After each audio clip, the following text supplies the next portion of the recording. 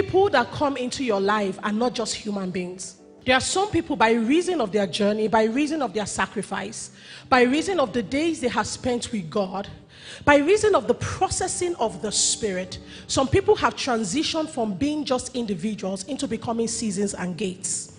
And so there are certain people that come into your life and they literally offer you an opportunity to enter into another place in God.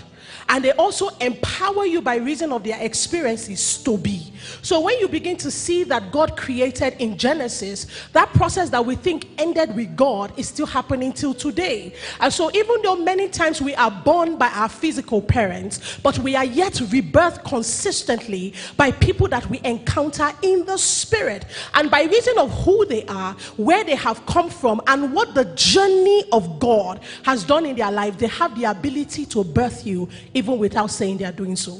So the ordination of man is merely a confirmation of a preordination that happened in God. Let us be brothers. Let us be brothers. Because you see, where we are going to, God has not guaranteed that one single person is going to be able to do it. Where we are going to, God has not guaranteed that anybody is going to come out the superstar. We don't even need that right now. Where we are going to, we all need to learn to journey together hand in hand. We may not play the same role, but our ability to encourage one another to play our designated role will determine if the will of God will come to pass. And embedded in a lot of the responses of people is the need for their own personal preservation. What should we do in this season? There are spiritual strategies that we have to take. There are prayers we need to pray. God may give instructions to certain groups to lift up worship.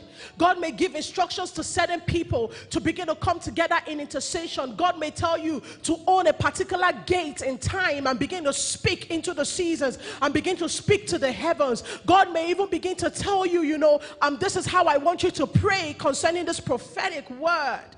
So my question to you is, what's your solution? Beyond the fear, beyond the panic, and beyond the need for new news. We know that at least if a famine comes, we have access to certain things. So we have the ability to sustain ourselves. But our brothers in Judea, we feel the heat of a famine more than us.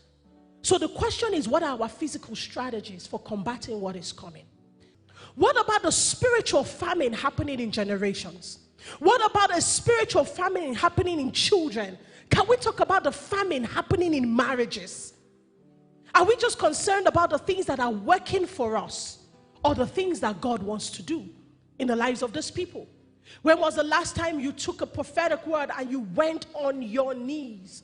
And like Nehemiah, you said, my God, I am burdened by the revelation of what you have said will happen. Like Daniel, you say to yourself, my God, I have understood by reason of the books that this is coming. But Lord Jesus, can you tell me what to do?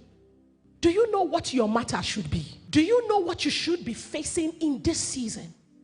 Because your glory is directly connected to your ability to unveil what is hidden concerning you. The reason why you are not yet rising and shining is because you are not unveiling the specific matter that is committed to you by heaven.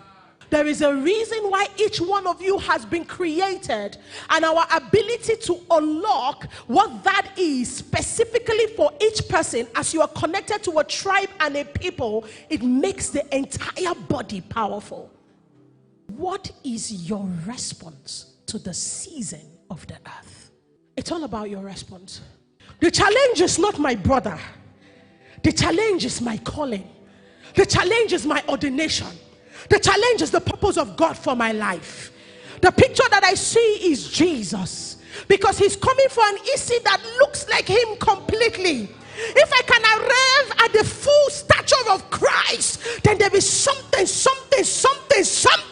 that will happen into every place that I go, every man that I come into. If I can come into the full nature of God, then perhaps, as Jesus was not afraid of the storm, then perhaps I will have the ability to be a storm chaser and a storm calmer.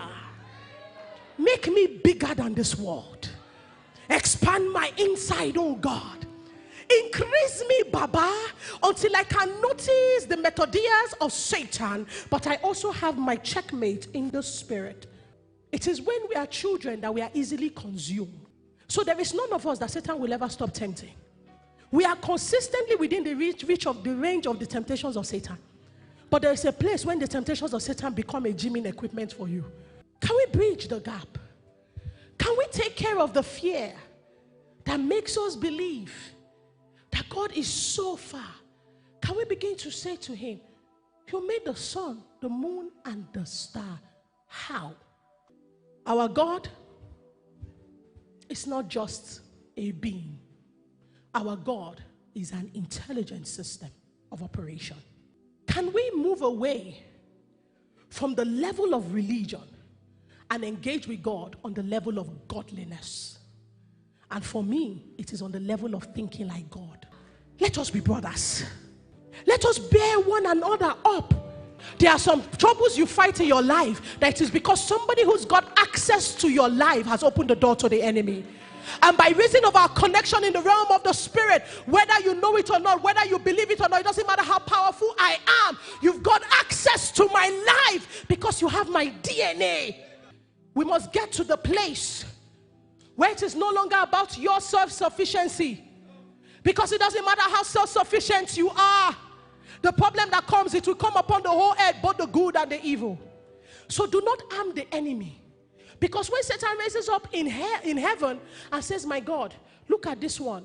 After God has trashed out all the cases and said, leave this one, oh, forget it. He will now say, but God, this your other son has a case against this son.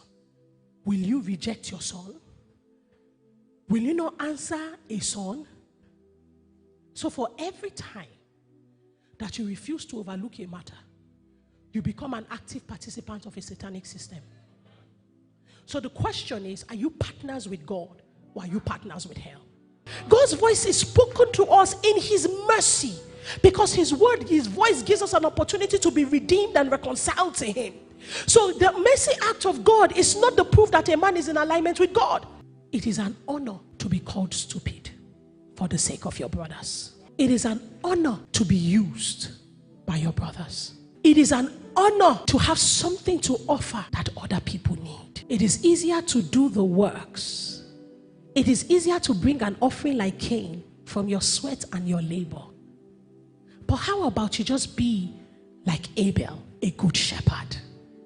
The offering was about who came from the place of rest and love versus who came from the sweat of his brows. Are you depending upon your sweat to determine if God will receive you, or are you just being a good shepherd like Abel, tending to God's sheep